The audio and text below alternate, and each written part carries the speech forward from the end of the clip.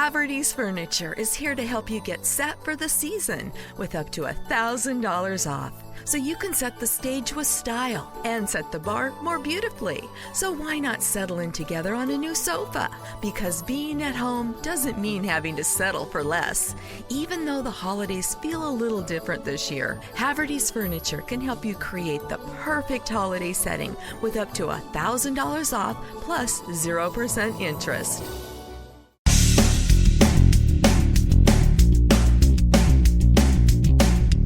Episode 1915 of No BS Job Search Advice Radio. I'm your host, Jeff Altman, the Big Game Hunter, and welcome. It's Saturday.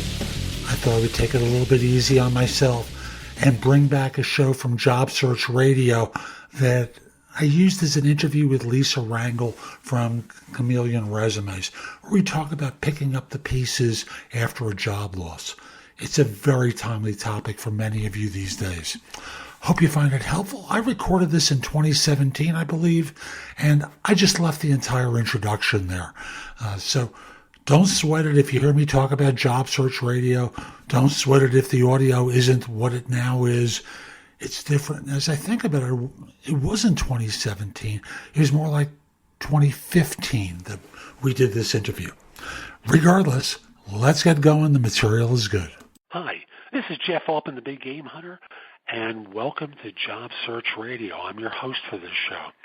And, I've been doing professional recruiting for a long, long time, through a lot of different recessions, economic calamities, hiring and firing waves. And from my vantage point, there's really nothing worse than receiving the call from the manager or above who's been blindsided by being fired. You can tell the anxiety in their voice. You can hear their upset. Sometimes I hear their tears as they come to me for advice about where to start because they were so unprepared for this moment. Unfortunately, a lot of them start to misbehave. They start spending a lot of time in the refrigerator. They start to act out in their marriages inappropriately. A lot of things start to go wrong for the person who's not prepared for that moment. Now, my guest for today's show is Lisa Rangel, who's an author, professional speaker, and managing director of Chameleon Resumes. And we're going to try and help some of you folks out before it goes down a spiral. Lisa, welcome to Job Search Radio. Great to have you on board. Hi, Jeff. Thank you so much for having me. I'm excited to be here. Thank you. And probably the easiest place for both of us to start off with is how could such bright people, such smart people, such aware people get blindsided at a moment like that? It's a great question, and I talk with highly accomplished, top performing executives each week that, this does happen to, whether it results in a pink slip or they're at least figuring it out before the pink slip happens, it's still blindsiding them.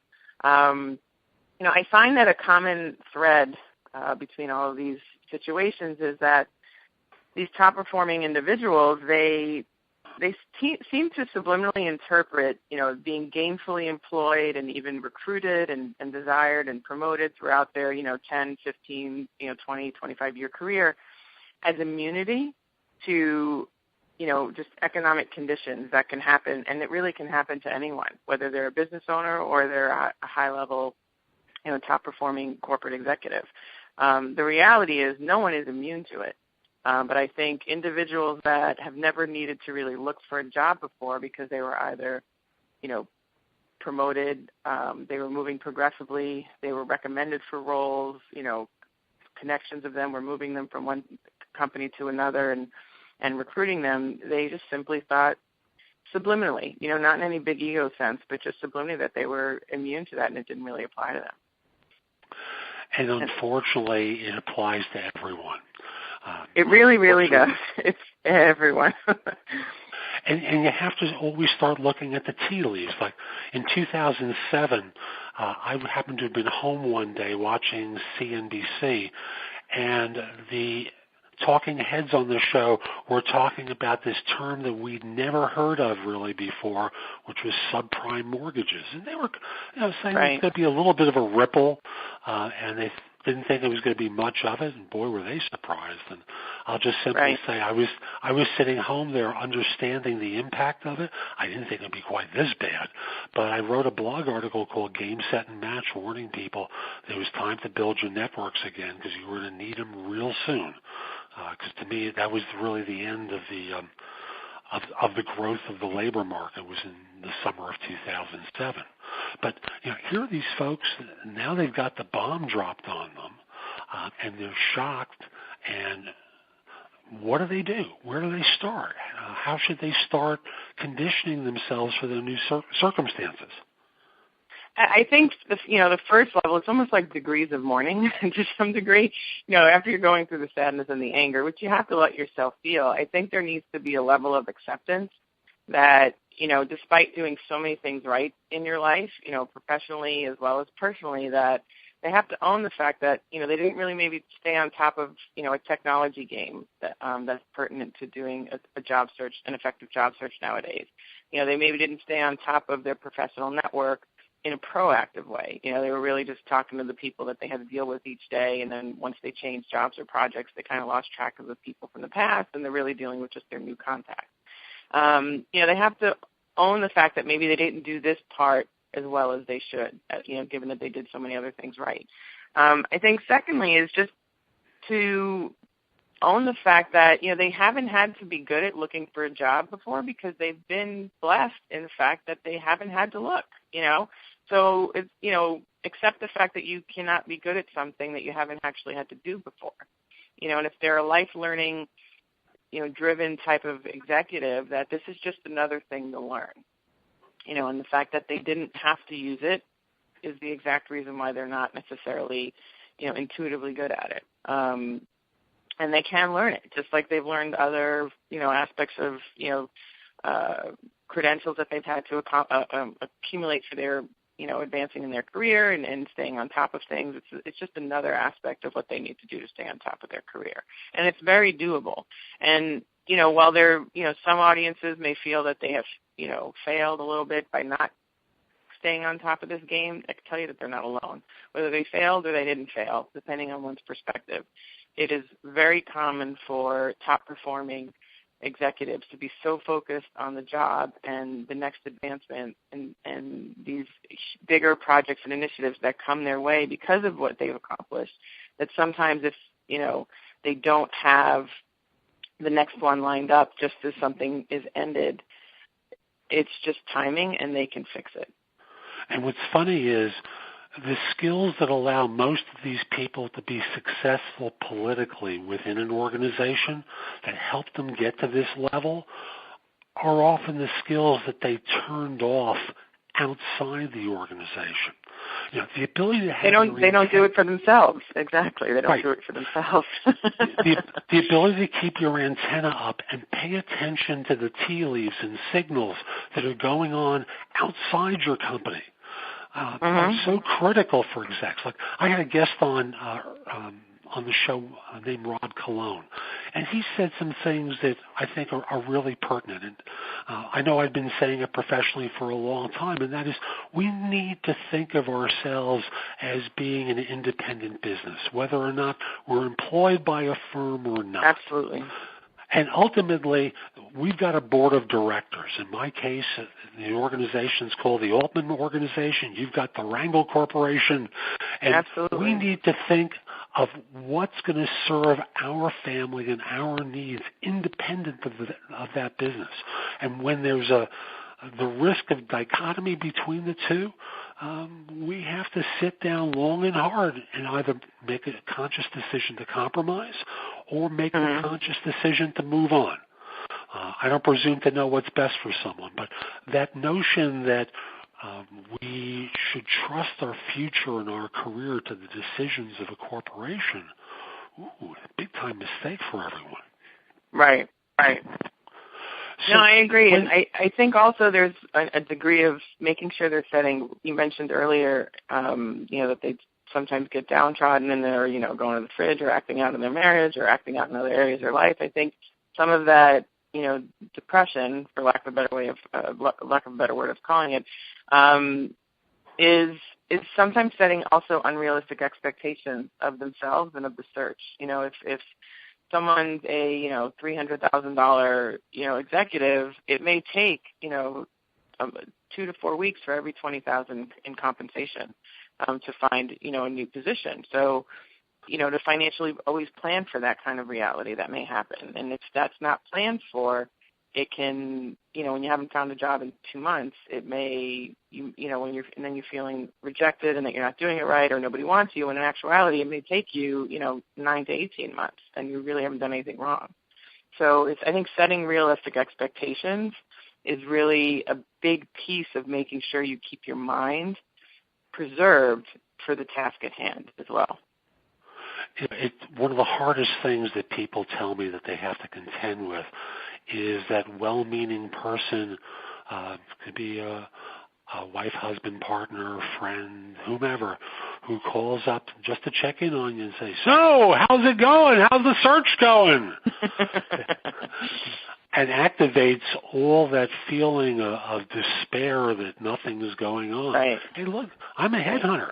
And when people ask me about how things are going and I'm in one of those slump periods, it's a horrible phone call to get. And I know everyone's being well-intentioned, but it just activates all that stuff yet again.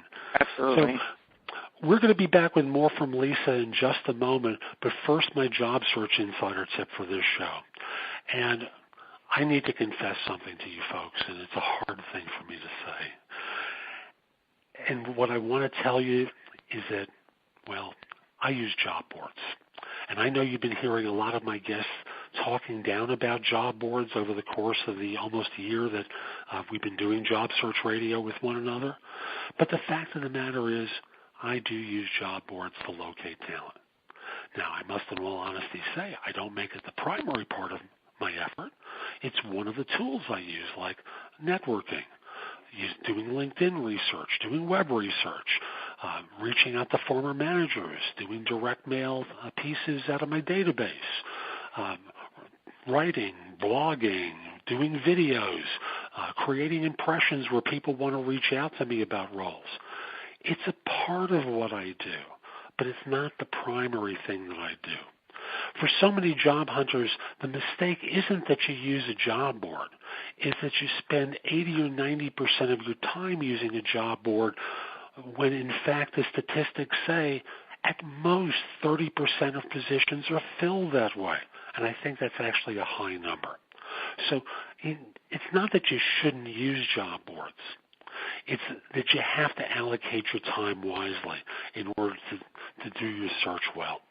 So that's my tip for this show. Let's come back to Lisa and continue our conversation. So we've got someone here who's had the bomb dropped on them, and now it's time to pick up the pieces. Where do they start? How do they start, getting themselves back in the game again and out there doing what they need to find work? I think the first place to start is really do an assessment of their achievements and what they've been accomplishing during their tenure up to this point. It can be in the form of doing, a resume, an updated resume, which needs to happen pretty quickly anyway, and or LinkedIn profile and or executive bio, depending on, what's required for their position and for their industry, what's needed for common hiring practices. But going through that process to amass their concrete, measurable achievements not only helps produce the documents that they need, but it is residual interview coaching for, those initial conversations on the phone of, what you're looking for and how you want to be positioned in the next position, to formal first, second, third interviews. And it's hard to be able to answer concrete questions about where you want to go if you don't necessarily have an alignment as to where you've been and be able to speak to it in an objective, concrete, measurable manner. So I think that's the first place to start. And it also is a confidence booster when you really start to see these achievements that you've done, you start to think, hey, I'm pretty good. I'm really not as bad as I thought I was. The pigeon-chested, position sort of comes out a little bit. And you do realize that it is just an economic situation that maybe took place, even if it did blindside you, but it is recoverable when you start to see that you do have something to deliver to the next prospective employer. And I agree with you. I would say that's a good place to start. Yeah, and I would also add in, while you're doing that, especially if you're a senior professional, start looking at managing your finances a little bit differently. Absolutely. Are there costs that you can cut back on? Maybe the kids' private school will be more accommodating with the tuition payment schedule. Right. There are things that you can do proactively before you're, quote, in trouble that give you more financial staying power. But absolutely, mortgage modifications, and instead of hiding until you can't make the payment, that sort of thing. Right. Absolutely. Right. And estimate it to be, a good 18 months that it may take. And then be pleasantly surprised that you've landed something in 6 months or in 9 months, but you don't want it to be the other way around where you really just absolutely did not think it was going to take longer than 6 or 9 months, but it took 18, and now you're tapped and you're interviewing from a place of desperation in months, 12, 13, and 14 because it just wasn't planned for appropriately. And employers can sense desperation. It's kind of like in dating. I'll embarrass myself with a story about being the overly attentive male, not because I was desperate, because I was raised properly. And I would listen intently to my date talk, and she interpreted that courtesy on my part as being desperation. Whoa, slow down. It wasn't like I was trying to do anything at that point. I was just having a conversation. Right. But I was a cute listener. And when you're in job search mode and you appear in some way desperate, employers smell that, and their first reaction is, what's wrong with that guy? What's wrong with that candidate? I don't think they use gal as a term anymore, but what's wrong with this person that's making them so desperate? Maybe we need to look a second or third time at them. And you know what? And by that, it doesn't mean, I don't think, putting up a front that doesn't exist. It's owning your situation, and it's owning the fact that you may be not working in month 10 and didn't expect the gauntlet to come down 10 months prior. And, I think it's owning it and accepting it and viewing it as an opportunity that is going to, manifest new opportunity in your life. And it's really a mindset and an attitude. There are very confident, non-desperate job seekers that are out of work. And, it doesn't mean that they're not worried about how the next payment's being made, but there's still, just an air of satisfaction and fulfillment.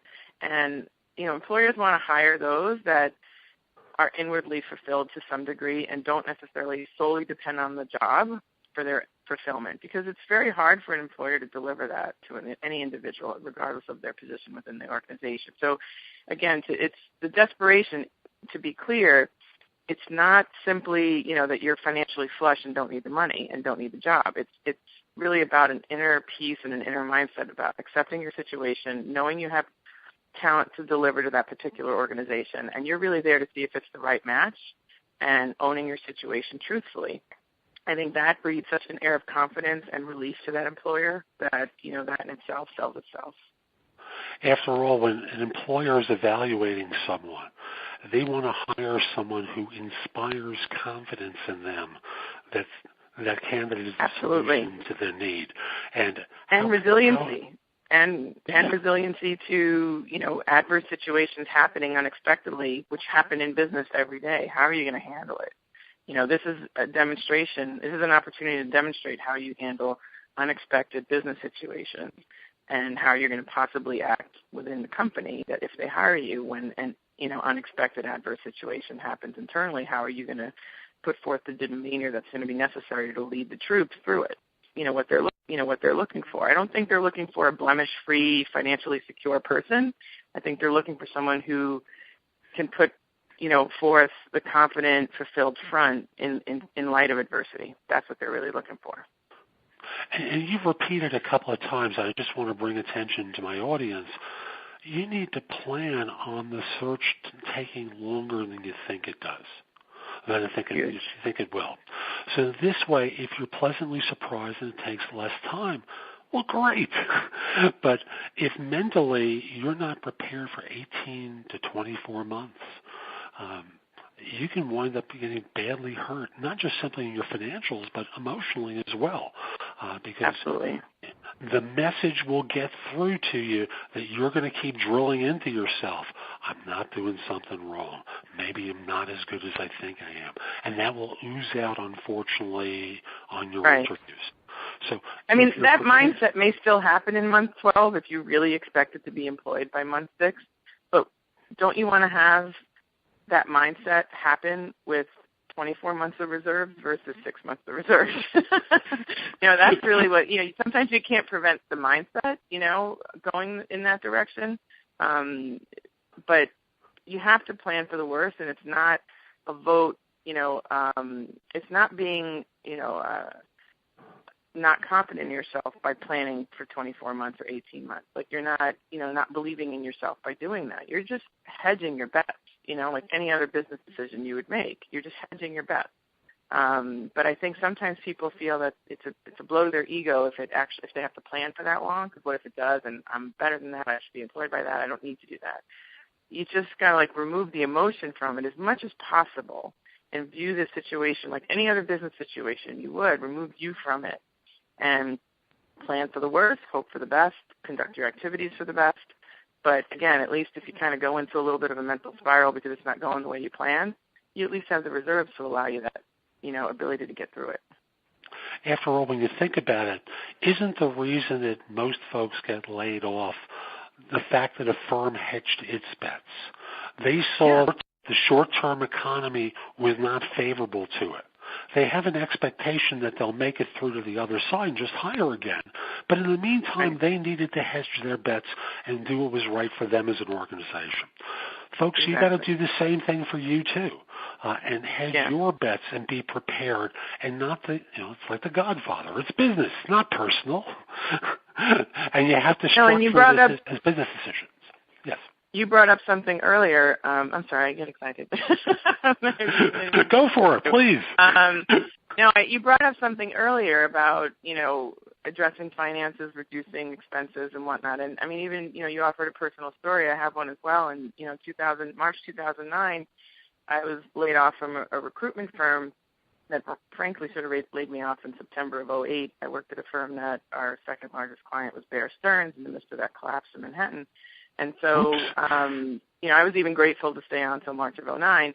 And, my husband was a stay-at-home dad for 7 years at the time, so I was the only income. And I was a little, subliminally full of myself. I just, we had one income, we had no other income, and, I didn't realize that how dependent I was, despite being a really good recruiter that I was and a good manager, and I knew I was very good at what I did. And I mean, we brought the expenses way down. My husband started, a construction firm that same year, and started doing, positions, jobs around town, and he's very talented. But I could tell you that, we called it the ramen noodle budget. We just brought everything down, and it helped us realize that, I didn't want to a job. I was able to really put an idea that I had in place, which was chameleon resumes, and start the business. But by doing that, it takes some of the pressure off. Not that it was a pressure, that free zone at that period in any way, shape, or form, but it allowed some of the pressure to be taken off where I really could evaluate options and not just jump at the next recruiting job that came. And so it allows you to really think through the options and not just jump at the next thing that may not be the right fit, but you take it simply because you need the money. Bingo. And very wise advice for you folks from Lisa about this, to put yourself in the position where you have options, that you don't need to act from desperation, where you can look at things with a critical eye in order to ensure that the next phase of your career, the next phase of your life is well set up, and you haven't just taken a job because you needed. Yeah, I'm all about options. That's how I live my life. I'm like, I always got to have options. If I feel stuck, that's usually the bad sign. So what else can people do after they've had that bomb dropped on their head to set themselves up for their search? What would you encourage? I think really being attentive to LinkedIn and their profile and their network, and making sure they're connected with as many people as possible that they know, and not only at their current employer, but peers and at any level, whether it's the mail clerk or the CEO. Everyone moves and shakes and gets promoted, and you never know where someone that was a subordinate from 4 years ago is going to end up today. So make sure that is really all up to date. If they get it on LinkedIn, if they're networking on LinkedIn, they get it. So they're going to get if you're reaching out to them. You're never bugging anybody. And anyone who thinks you're bugging them, they just don't get LinkedIn. It's kind of how I think about it. So, as long as you're polite and whatnot, just reach out to everyone you know. Ideally have your profile done ahead of time. But even if you don't, I think it's okay just to start reaching out to individuals, especially if it's going to take you a couple of weeks to get the profile up. Reach out to vendors, not only employees, former employees or coworkers, but, clients, vendors, associations, individuals you've met at networking events or conferences. Obviously paying mind to any, non-competes or contractual obligations that you have if you do have one of those as an executive. That can happen. But I would reach out to everybody, even neighbors in town on a personal level. I would include appropriate personal relationships as well, because everyone we know is working in some capacity, whether it's in another executive role or it's their own business or, the staff level person somewhere else. And you never know who someone else knows. So it's about expanding the reach in the network so you have strong search capabilities when you're looking for your own leads in LinkedIn, and you can be involved in more connection webs for those that are doing searches where you can come up in their search because you're involved with more connection webs. I think paying attention to LinkedIn and really learning how to use the search function and increasing your connections to as close over to 500 as you're able to, as fast as you're able to, is the best thing to do. I always encourage people to think of the connectors in their life. Guest I had on an earlier show talked about this one barber in Charlotte, North Carolina, who happened to cut the hair for a lot of senior people in the banks in Charlotte. When this guy was out of work, he started to have his hair cut there, and he didn't do it the first time in, and he didn't do it the second time in, but the third time in, the guy said, "So what do you do?" I told him what he did. He said, "You got a resume by any chance I could drop off with someone?" And lo and behold, got his job through the barber. I have a friend who's found an executive assistant role to a high-profile publisher here in the New York, New Jersey area by going to her hairstylist. So, it comes from the places you don't necessarily expect it to. And one lesson that I learned this in very, definitively was when I was recruiting. Although I stopped recruiting about 5.5 years ago, this experience happened probably about 10 years ago. I belonged to a local networking group, a BNI group, and I was meeting with someone in my group. I just want to make sure the audience heard what that was. BNI. International. Business Networking International. It's a worldwide entrepreneur business networking group that's usually located in most locations worldwide. And thanks for that. And I was doing a coffee meeting with someone from my group who, on the surface, seemed like we would have nothing in common. I was an accounting and finance recruiter in my blue suit, Manhattan, and she was a yoga teacher, nutritionist, and not to say that, bankers don't want to be fit or healthy, but just from a networking standpoint, I was naive in thinking we wouldn't have anything really to exchange or in common. And long story short, basically one of her weekly yoga, massage, nutrition clients was a managing director of an insurance firm who used accounting and finance recruiters all the time. So, you just really never know where it's coming from, and you never know how you can help someone else if you just learn their story and go through your mental inventory of how your resources can help somebody else. You really just never know, and you shouldn't judge it. And I learned it at that time about 10 years ago. Sweet story for us to end on. That's today's show. I hope you found it helpful. And if you did, here are a few more ways to get information and advice from me. First of all, visit my website, which is thebiggamehunter.us. Go to the blog. There's a lot there to help you with your job search, hiring more effectively, managing and leading, and workplace-related issues. In addition, if you're interested in my coaching you, there's a button there that says schedule. Schedule time for a free discovery call or schedule yourself in for coaching. Obviously, I'm going to charge for that, but I can help you with interview preparation, leadership coaching, salary negotiation advice, making a good decision between different offers, anything related to improving yourself in the workplace, I can coach you about. If you have questions for me, you can schedule 15 minutes with me at thebiggamehunter.us/live, or a less expensive way is at thebiggamehunter.us/video answers, where you leave a message for me and I'll respond with a 3 to 5 minute video. Connect with me on LinkedIn at linkedin.com/in/thebiggamehunter. I can assure you your network will expand a lot by connecting with me. And finally, watch me on TV. Download the JobSearch TV app for Fire TV, Fire Stick, Apple TV, Roku, like 90 different manufacturers. I'll be back tomorrow with more, and in the meantime, I hope you have a terrific day. Be great!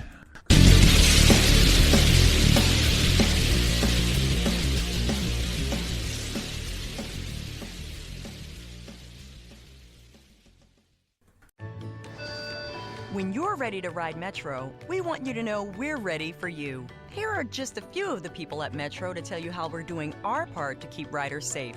We're cleaning like never before with hospital-grade cleaning. You'll find hand sanitizer stations all over the Metro. No mask, no Metro. Need one? We have a few extras. At Metro, we're doing our part to keep the D.C. area moving. Find out more at WMATA.com/doingourpart. Ace is the place with the helpful hardware, folks. This Thanksgiving, think outside the oven and get Thanks Grilling with Ace. Get a new grill and choose from top brands like Traeger, Weber, and Big Green Egg to add even more flavor to your Thanksgiving turkey, side dishes, and desserts. Plus, right now, get free assembly and delivery on all grills and accessories $3.99 and up. For the best help on the best grills, stop by your local Ace and get Thanks Grilling. Ace Rewards members only through December 24th. See participating stores for scheduling or exclusions.